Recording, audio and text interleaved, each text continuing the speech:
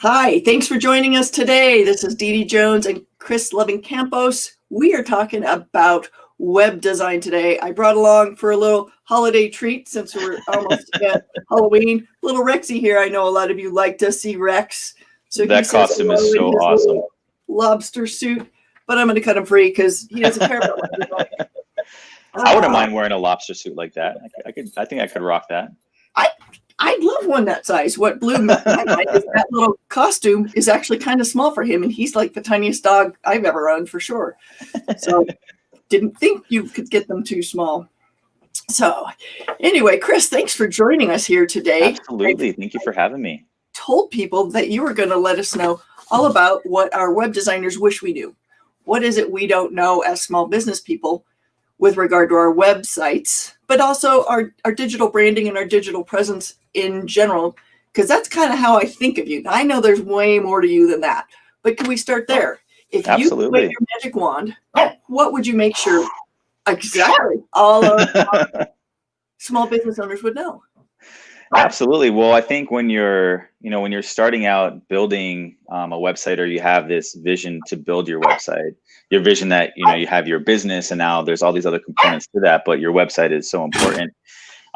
When you are looking for a web designer, or, to contract somebody out, it's very much a collaboration. And I think you think of it as, I've got all this stuff, here you go, you pass it onwards, create a website for me. There's so much that goes into it, and a lot of it is just this collaboration back and forth, me understanding your business, me understanding how long you've been in business for, what drives you as a business owner, who you're trying to get to. There's so many different little components, but the transparency, the collaboration, the communication back and forth, sometimes it's not as clear as it could be. So knowing that it is a collaboration going into that process is extremely important, and it will help facilitate the overall timeline of building the website.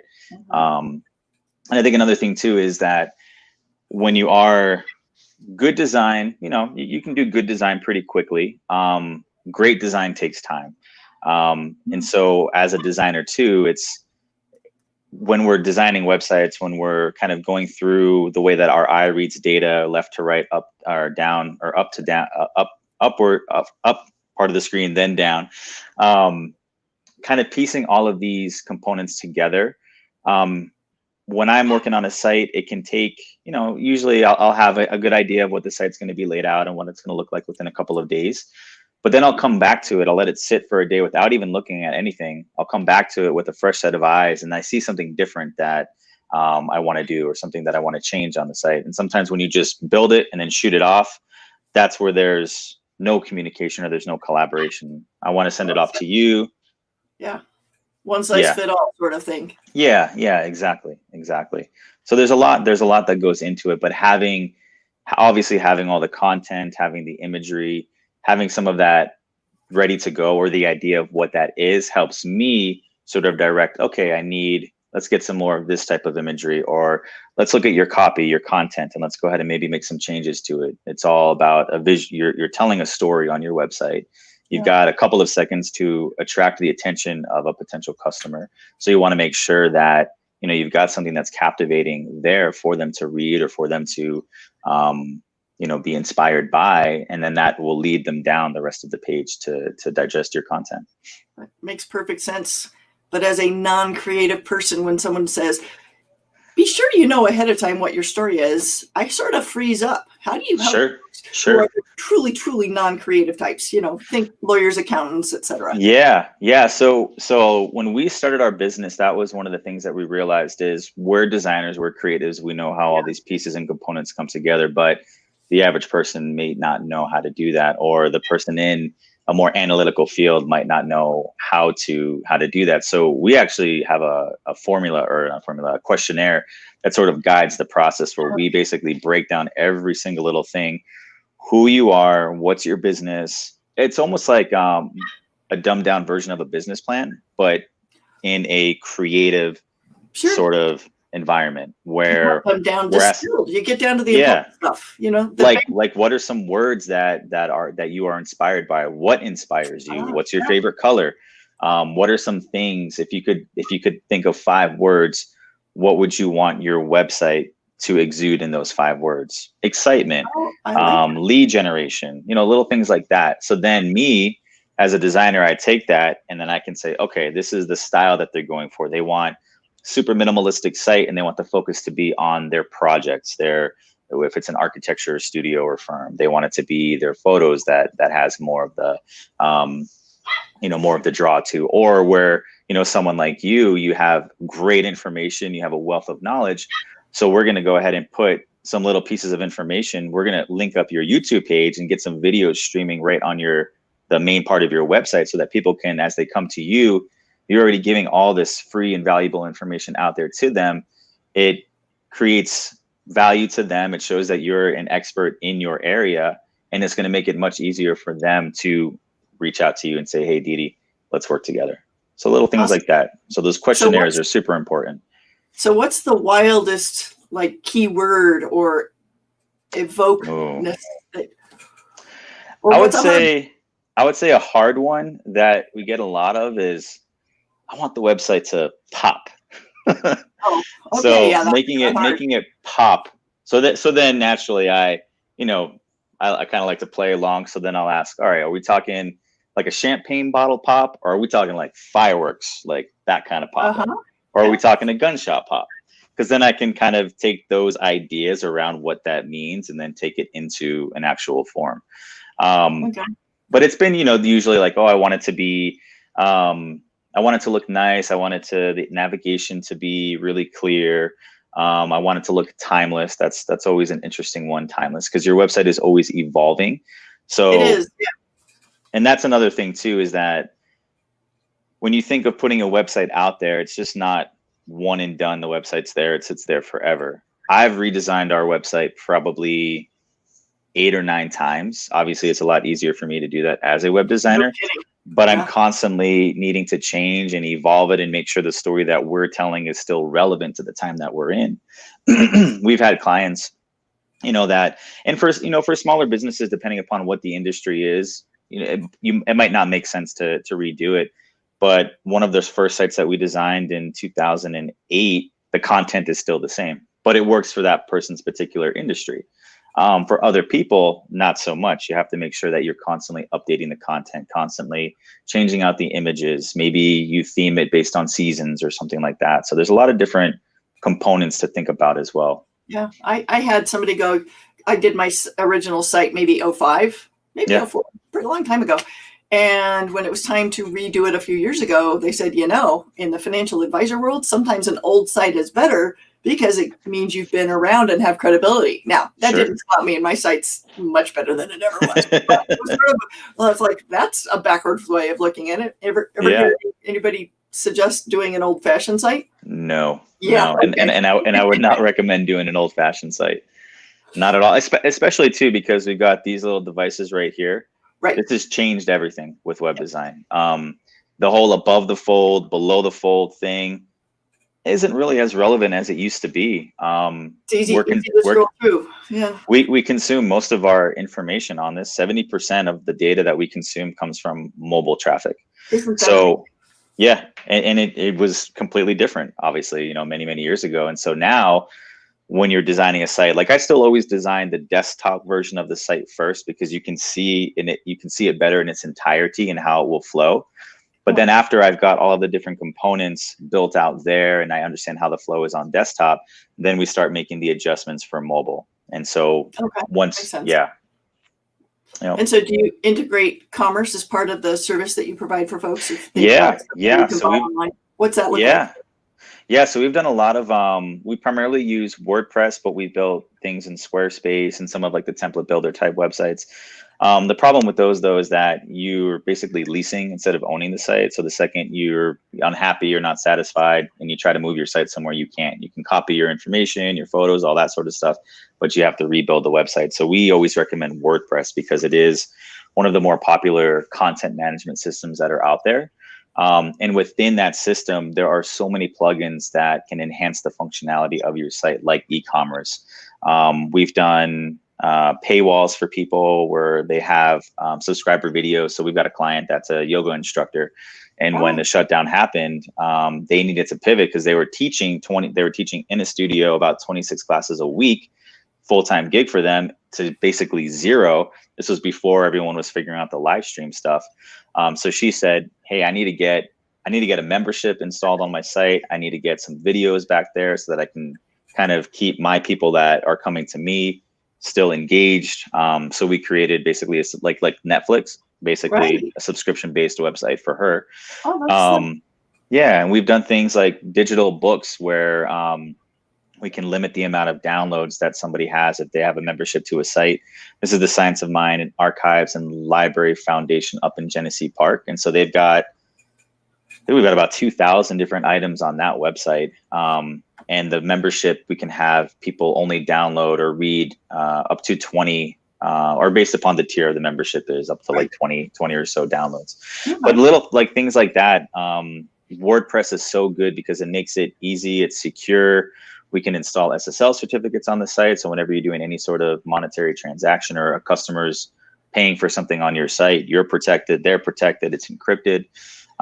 Even small little stores, people have a couple of, we just redesigned. We actually took a company out in Boulder, Bond Pets, they're a startup. We took them off of Squarespace, put them onto WordPress. They only have one product right now, but they're getting into a lot more products for treats for dogs and cats and animals. And there with WordPress, you can then integrate it into Facebook, into Instagram. You can start price testing. All that stuff links up to your Facebook marketing and advertising. So it's just everything just kind of comes into one system and just makes it so effortless. Wow. Well, effortless and yet so complex. That's why you got me. Exactly. Oh my gosh, I had no idea some of these connections existed. That's really exciting. Yeah. Yep. How do you keep up with all of this technology? Just by living it daily, going to websites, checking out. Okay. Yeah, it's time management. You know, obviously having a child, having dogs. We've got twins on the way. Time management is obviously is a big thing, and so I live by my Google Calendar and kind of basically setting out little blocks of time for when I'm doing things. We try to do enrichment every week, and that's just hitting other websites, checking out different tutorials, seeing what the latest and greatest is that's out there, because then it obviously helps us with our customers to be making sure that we're creating, the best possible thing we can for them. Word you've used, enrichment. In my world, we'd call it continuing ed, right? Sort of a drudge, but enrichment is such a nicer way to think about it. Yeah. That's cool. Thank you. I can't take credit for that. My wife was the one that came up with that term. Well, I think that has some really good mental health value. Yeah, absolutely. And it's important too. We're constantly learning. We can easily get, into the routine of things, of doing the day-to-day stuff, but it's nice to kind of get out of that routine from time to time and do some of those other things. Yeah, it's important. Makes us better human beings. Absolutely. Absolutely. No more curiosity. I'm all about curiosity, frankly. Yeah. There's actually a good app that's called Curiosity if you haven't downloaded it. What's that? There's a good app called Curiosity. Are those the video people? No. I think it's just all these like little, I haven't actually opened up mine in a while. I downloaded it, looked at it once, and then that was it. But it's got all these little just unique things that, you wouldn't really think about. Sounds like a black hole I could easily fall into. How fun. Yeah. Cool. Absolutely. Well, good. So you've been doing this for a while. When did you really jump in on the website and digital? So I think you've used websites, but really branding as well. Is that fair? Yeah, branding, creating logos. We started getting more into social media management, copywriting, copy editing. We started the business in 2008. My wife was working for a print shop doing graphic design for them, and then eventually transitioned into another company still doing graphic design and communications, copywriting and editing. And at the time I was in graduate school for architecture. And so when you're learning about architecture and you're sort of doing all these things, you're being taught how to, inform space, how to get a emotional reaction out of somebody when they come into a space. Color theory, things like that. Just again, going back to the way that your eye reads data and information. So we're taught how to, design buildings and do things like that. But not taught actually how to present those in a graphic format. So that was really, I had always done website design from the coding standpoint since I was in high school. But the graphic design element that is very much part of web design came in from my schooling in architecture. Okay. Just utilizing the programs, kind of finding unique and creative ways to actually present what I had just designed. I really liked doing that. And so I ended up getting my first freelance gig while I was in school from a friend for a publication. And then from there, after we did this publication, I think we did it for about 2 years. Did the publication, as a little local publication here in Denver, startup. And then that led into another publication. By the time that I had graduated, it was in 2009. And as you know, that was not a good year. Fun time for real estate. Oof. Yeah, it was tough. And I applied to 150 firms, wrote cover letters for every single one. Everyone was really nice, but they were trying to either move around their existing employees from their different offices or trying to rehire the people that they had to lay off. So it was a tough time to get into that world. But I had learned so much already and was becoming quite adept at the graphic design thing. So we decided, so then we had the freelance gigs. We were getting more freelance projects. My wife was still working at another company. And then I just decided, you know what, I'm just going to go ahead and try to make this work, go full time. We'll take the leap. One of your questions was what was one of the most biggest financial challenges? And I would say that would be like startup. We didn't have, capital. We weren't funded or anything like that. And we really didn't want to be. We wanted to just kind of like do it ourselves, use our own money. So I'm going to get in trouble for this. We took our wedding money that we got and basically used that money, invested it in our computers, software, things like that, instead of taking a honeymoon, which we still haven't taken yet. So, So we'll put that on your to-do list. Get you that's on the to-do list. Yes. So we still need to do the official honeymoon. We've done like we call them mini honeymoons that we did. We still call them whenever we do like week-long vacays. We're like, oh, hey, this is our mini honeymoon, but like not the actual official honeymoon. We still need to do that. Honeymoon suite. But we took that money and invested it into the business, shoestring budget, got our first laptops, got our the software at that time, Adobe. So we use the Adobe Creative Suite right now. It's a monthly membership, but back then you had to drop about $2,500 to get access to the programs. It was very expensive. Still not cheap monthly, but yeah, it's about, you pay about $50 a month, but again, it's worth it. We got access to everything. But then like they had different tiers of the program. So we had I think we were in the design and production one. So we had like some of the video editing content as well, which we didn't really do, but we had some of that. But from there, so I kind of ran full time with the business. My wife transitioned from working as a graphic designer in a print shop to a French gaming company that had a game channel on Dish Networks. And so she created graphics, copy editing, and writing for them. And then all those skins or designs went to the developers in France. They had their North American office here. I think Dish was one of their biggest contracts in the United States. So she got to work there with them. So that was like a good kind of a good gig for her. It was generating revenue for us while I was, trying to work the business. And she was also moonlighting with us too. So she would come home from work and then boom, we're working till midnight on the projects that we would get.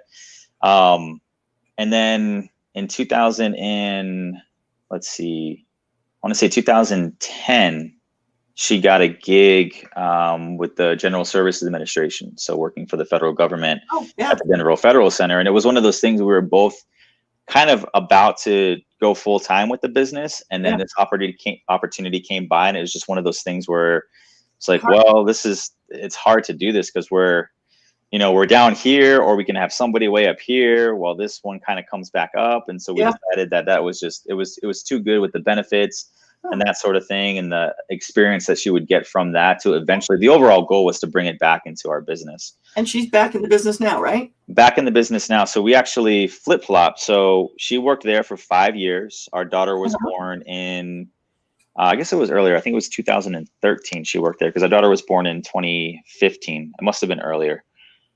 Yeah, I'm getting my dates wrong. So it was earlier, but regardless, We're not going to fact check this. that this is good. This is a good thing. So then when she at that time, new administration was coming in, she really didn't want to be in government anymore. One of my clients who I had created a website for was freelancing for another company out in Louisville, a media company, and brought me in to consult. And that actually led to them offering me a full-time position, which it was one of those things where it was like, I don't really want to do this, but we've got a newborn. This is a big sum of Benefits. money, benefits, all this sort of stuff. Yep. It made sense. It was a 1-year contract. I was like, let me go ahead and do this for a year.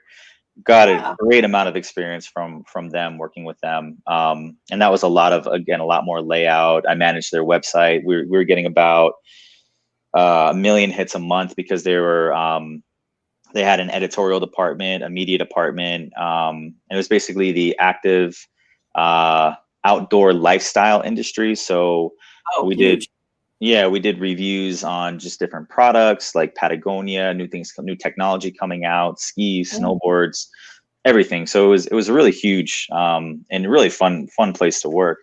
And then stopped doing that. And then it was 2017, beginning of the year. Once that contract was done, we're like, let's do this. We've got this. So we've been doing it for a while, but really full time, the two of us, since 2017.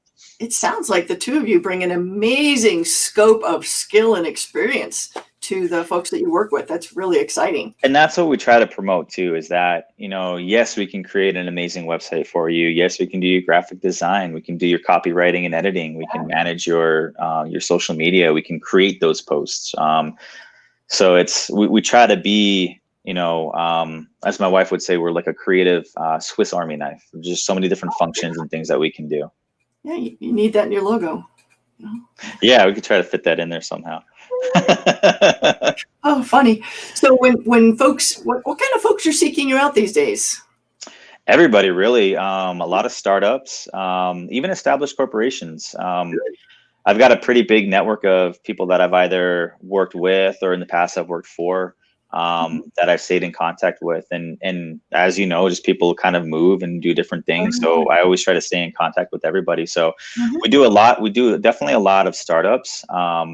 And then I would say we also work with a lot of restaurants too. We do printing as well. We act as like a print broker. So when we first started the business, we were finding that as we're creating business cards for people or even their websites and sort of packaging everything together, they'd always ask us, hey, can you print that for us? And the answer was no. And then we're like, well, hold on a second. Yeah, we can figure it out. Yeah. And so we ended up creating a lot of relationships with local printers where we get stuff for wholesale. And then we can kind of just do like a little bit of a markup and still pass the savings on to them. And it would still be cheaper. And it's convenient.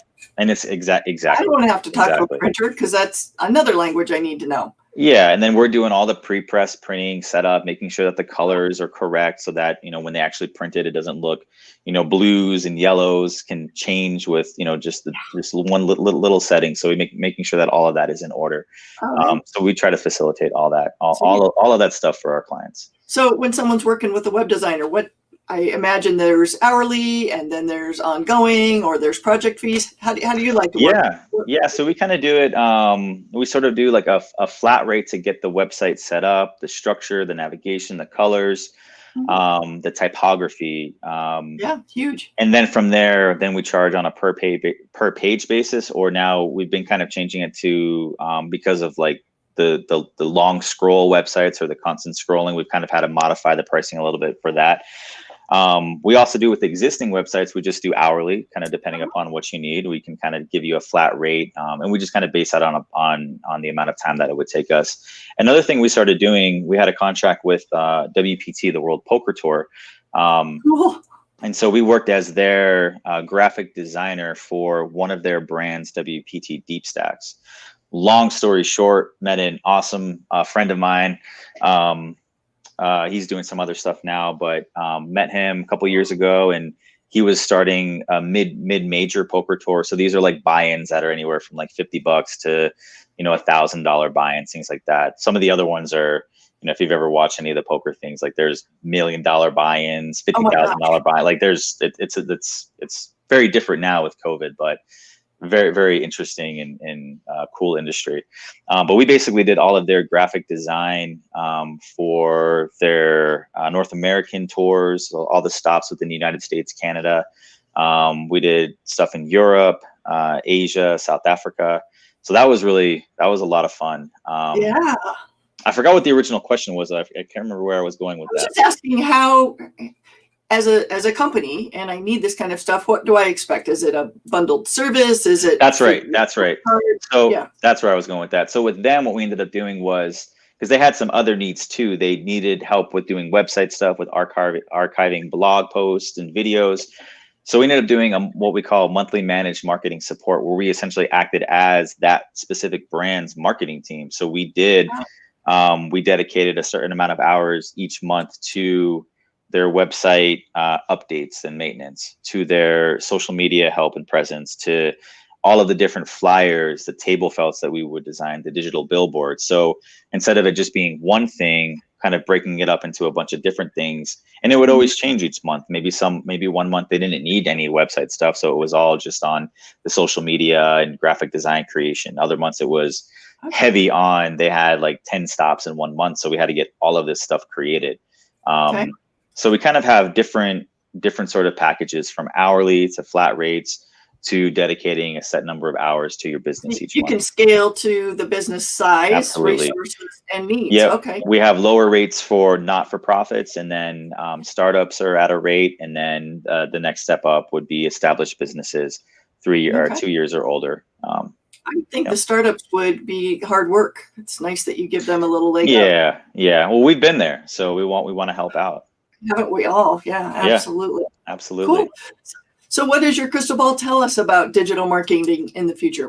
Any trends that you see? I know. I got it right here. Here we go. What's the crystal ball say? The crystal ball says, keep doing what you're doing. Yeah. That's important. Just keep going forward. There's, it's been interesting now with COVID and businesses having to pivot. We're finding, like, just for our own personal, what we're doing with our digital marketing is we're just spending a little bit more ad dollars for some of our things, because we would go out a lot and we would meet people, or we would be in co-working spaces and just kind of, you hear conversations sometimes when you're working. And so a lot of the businesses that we worked with initially were, just really casual conversations. We would just be talking with somebody and they're like, like at those big networking events, or just even at, going out to dinner or bars or whatever. Like, that's kind of how we've always going to coffee shops, just talking to owners and things like that. And yeah, we always say, hey, if you ever need help with anything, please let us know. And it's kind of hard to do that now with restrictions. So we've been having to put a little bit more dollars, a little bit more time into our digital presence, making sure website's up to date, making sure that we've got, Google ads going and things like that. And it doesn't have to be an outrageous amount of money that you spend on that, but that is going to get you in front of the people that you normally would be in front of if we were all doing the stuff that we were doing pre-COVID, but has changed so much now. I get it. And again, too, like, we're just always on these things, so you can start targeting the type of client that you want through that. Fione Financial Advisor Denver. Yeah, exactly. I have that. You have that one? I think it's something like that. Yeah. Yeah. A bunch of, anyway, all the crazy ways you can get in front of people. And like you're doing, which is so good with YouTube. And I think that's something that I'm going to start doing, and also too, blogging as well. There's different arguments to blog and not to blog. Some of it is, it just takes so much time to figure out the content that you want to create.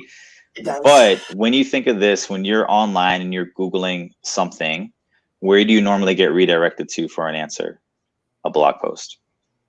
Frequently, right? Frequently, or a YouTube video. Lots of YouTube videos are popping up in those fields. Way more video in my searches lately than written. It's funny because I have a personal preference toward the written word versus a video. Sorry, YouTube universe. I just got blacklisted everywhere. The algorithm heard that. Yep. But yeah, yeah. and still like what you're doing both. I think that's or doing the YouTube videos is great. And then I definitely recommend like and it doesn't need to be a long blog. It could just be like a 3-minute read that's just got some pro tips. You could even take what you've already done in your blog and just hit some bullet points with that. We can help you with that too. Well, rev.com will turn it into words for me, and then it's an That's easy awesome. Edit. Yeah, that's so awesome. But I have to do that. That's next. Yeah. 2020, it's a year. Yeah, we all get a pass on 2020. We just we all get a pass. We're getting through it. We're doing our stuff. 2021 is right around the corner. Anything that is undone, the appropriate answer is it's 2020. No matter what it is. If you absolutely, you haven't done your laundry, it's fine. Whatever. Yeah. We don't even worry about Mercury retrograde anymore. It's just 2020. Oh, way past that. Multi-retro. Yeah. So what kind of questions would you have for me? That was your one assignment. Well, that was my one assignment. Well, I think I was kind of curious, just, I know we chatted about this briefly, but just more of your journey within the space. And I know that could be a whole other half hour to an hour, but maybe the Cliff Notes versions of, what inspired you to be where you are today. That's a great question. Thank you for asking it. Of course. The short story is many years ago, I hired a financial advisor, and the peace of mind that came with having somebody there was phenomenal. And over time, he and I talked, and I actually joined his firm for a short period of time and then branched off and started my own firm. But it was that there. But, I was an accounting student. I was a CPA. I was a controller in industry, which, by the way, is really, really similar to personal financial planning. Planning for companies is like planning for businesses. That combined experience is why we work with a lot of small business owners, lots of people who own rentals and have slightly more complex situations.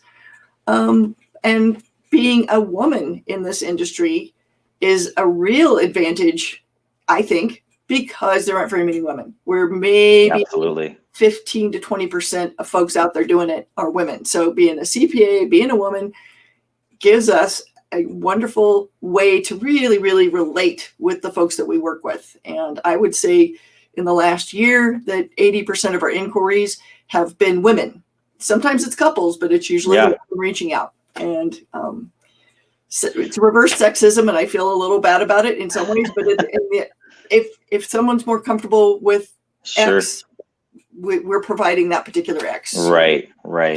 Pick the right chromosome. But that's where we come from. I love working with folks wherever they might be, complexity wise, because my goal is to make sure people understand what's happening in their world. It's never a situation of trust me. I'm gonna take care of education, and so that you know what's going on. And we do like to use technology. We've talked about that before. We're going to make that information readily available. We stay very available.